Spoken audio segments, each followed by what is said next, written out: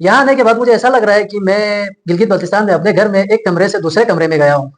अस्सलाम वालेकुम, मैं आपका भाई अनीस मजीद अनीस टॉक्स के साथ एक मरतबा फिर हाज़िर हूँ। आज हमारे स्टूडियो में के मेहमान बने हैं ज़ुबैर फ्रॉम गिलगित बल्तिस्तान। आज हम उनसे जानने की कोशिश करेंगे कि उनका ये सफ़र जो है वो गिलगित से लेकर यहाँ आज़ाद कश्मीर तक वो कैसा रहा, और उनसे ये जानने की कोशिश करेंगे कि उनको यहाँ पे कौन सी मुश्किलात का सामना करना पड़ा। बहुत शुक्रिया ज़ुबैर भाई, अपना वक्त देने के लिए आज हमारे स्टूडियो में आप हाज़िर हुए, आपका बेहद मशकूर हूँ। शुक्रिया अनीस मजीद, आपने मुझे अपने इस प्लेटफॉर्म में इनवाइट किया बोलने के लिए। सबसे पहले मैं आपको मुबारकबाद देता हूँ कि आपने एक अच्छा इनिशिएटिव लिया। ये जो जितने भी सोशल इश्यूज है उनको हाईलाइट कर रहे हैं अपने इस सोशल मीडिया प्लेटफॉर्म के थ्रू, जो कि एक अच्छी बात है। तो ज़ुबैर साहब, मुझे बताइएगा कि आपका ये जो तालीमी सफ़र है गिलगित बल्तिस्तान से लेकर कोटली तक का, ये कैसा रहा और आपके लिए क्या क्या मुश्किलात जो हैं वो आपके रास्ते में आई? जहाँ तक आपने मुश्किलात का पूछा तो मैं इतना बताऊंगा, गिलगित बल्तिस्तान के जितने भी तलबा है उनके लिए सबसे बड़ी मुश्किल ये है कि गिलगित बल्तिस्तान में कोई अच्छी तालीमी इदारा न होने की वजह से वो घरों से दूर, यानी कि दूर दराज इलाकों में तालीम हासिल करने के लिए आते हैं। जहाँ तक मैं समझता हूँ कि गिलगित बल्तिस्तान के तलबा के लिए सबसे बड़ी मुश्किल ये है कि घर से दूर तालीम हासिल करने के लिए आना। ज़ुबैर भाई, आपने गिलगित बल्तिस्तान के हवाले से मुश्किलात की बात की। आप मुझे बताइए कि ए जगह में आने के बाद आपको जो है वो कौन सी मुश्किलात दरपेश रही?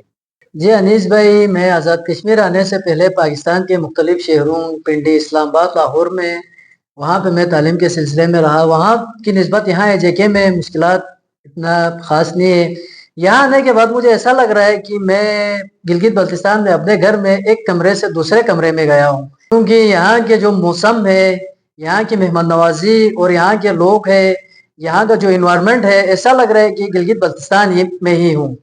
ज़ुबैर भाई, आपने कहा कि गिलगित बल्तिस्तान में जो है वो तालीम को लेकर इश्यूज हैं, नौजवान यहाँ से बाहर हैं, नौजवान शहरों का रुख करते हैं। आखिर इसके पीछे क्या वजह है, क्यों नौजवान जो हैं वो यहाँ से अपने इलाके को छोड़कर बाहर जाते हैं?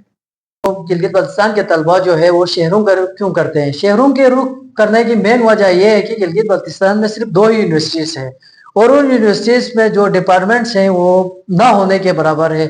मिसाल के तौर पर कोई तालिब इल्म जो है वो एमबीबीएस करना चाहता है, इंजीनियरिंग करना चाहता है, या लॉ करना चाहता है, या कुछ और करना चाहता है, आर्किटेक्चर वगैरह, और भी बहुत सारे शोबे हैं जो गिलगित बल्तिस्तान की यूनिवर्सिटीज में अवेलेबल नहीं है, जिसकी वजह से वो मजबूरन शहरों का रुख करते हैं। और मैं यहाँ आपको ये भी बताता चलूँ कि गिलगित बल्तिस्तान में कोई प्रॉपर मेडिकल निज़ाम ना होने की वजह से यहाँ तक कि पेशेंट्स को भी शहरों का रुख करना पड़ता है। ज़ुबैर भाई, तो आपने ये बताया कि तालीम के साथ साथ यहाँ सेहत की, गिलगित बल्तिस्तान के अंदर सेहत की फैसिलिटीज़ भी ना होने के बराबर है।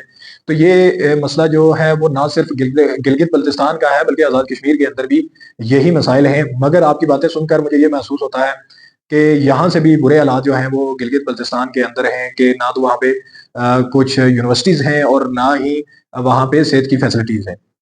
ज़ुबैर भाई, आपने ये सारे मसाइल का ज़िक्र तो किया, आप नौजवान हैं, आप एक तालीमी अदारे के अंदर ज़ेर तालीम हैं। आप क्या समझते हैं कि इन मसाइल का क्या हल हो सकता है, या आप मुस्तक़बिल के हवाले से अपनी जो गवर्नमेंट है या अपने जो अदारे हैं उनको क्या पैगाम देना चाहते हैं कि क्या कौन-सी इस्लाहात होनी चाहिए जिनकी वजह से ये मसाइल का हल मुमकिन हो सके? अनीस भाई, आपने काफ़ी अच्छा सवाल किया। बहैसियत तालिब इल्म मैं तालीम के हवाले से ये बात करना मुनासिब समझूंगा। जहाँ तक मेरा ज़ाती तजुर्बा जो है वो ये है कि गिलगित बल्तिस्तान में एक कैडेट कॉलेज कर दो, एक कॉलेज है जहाँ पे ऑल ओवर पाकिस्तान से लोग आके पढ़ते हैं, क्योंकि गिलगित बल्तिस्तान जो है वो एक पीसफुल एरिया है, वहाँ अमन ओमान है और वहाँ का जो मौसम है वो काफ़ी खुशगवार रहता है, काफ़ी अच्छी मौसम रहते हैं। तो लोगों की ख्वाहिश होती है कि वो गिलगित बल्तिस्तान आके अपना स्टडी करे। तो गिलगित बल्तिस्तान गवर्नमेंट और पाकिस्तान गवर्नमेंट को चाहिए कि वहाँ अच्छी यूनिवर्सिटीज, जिसमें मेडिकल यूनिवर्सिटीज बनाए, अच्छा engineering universities like other universities वहाँ पे बनाए, ताकि पाकिस्तान के मुख्तलिफ शहरों से लोग वहाँ पे आए गिलगित बल्तिस्तान में तालीम हासिल करने के लिए, जिससे गवर्नमेंट को भी फ़ायदा होगा, वहाँ लोगों के लिए भी फ़ायदा होगा। एक रेवेन्यू जनरेट करने का एक ये बहुत बड़ा, मैं जो समझता हूँ, एक सोर्स होगा गवर्नमेंट के लिए। बहुत शुक्रिया ज़ुबैर भाई आपके कीमती वक्त का। नाज़रीन, ज़ुबैर भाई की एक मीटिंग है जिसमें उन्होंने जाना है। तो आज के लिए इतना ही। आप जुड़े रहिए हमारे साथ। इंशाअल्लाह हम मज़ीद ऐसी वीडियोस नौजवानों की लेकर आएँगे। नौजवानों से हम जानने की कोशिश करेंगे कि उनके मसाइल क्या हैं, اور وہ کن وجوہات کی بنا پر جو ہے وہ اپنا ایک جو رول ہے وہ اپنی ریاست کے اندر یا اپنے علاقے کے اندر وہ پلے نہیں کر پاتے. تو اسی طرح مزید ویڈیوز آتی رہیں گی. آپ دیکھتے رہیے انیس ٹاکس. میں آپ کا میزبان انیس مجید. دعاؤں میں یاد رکھیے. بہت شکریہ.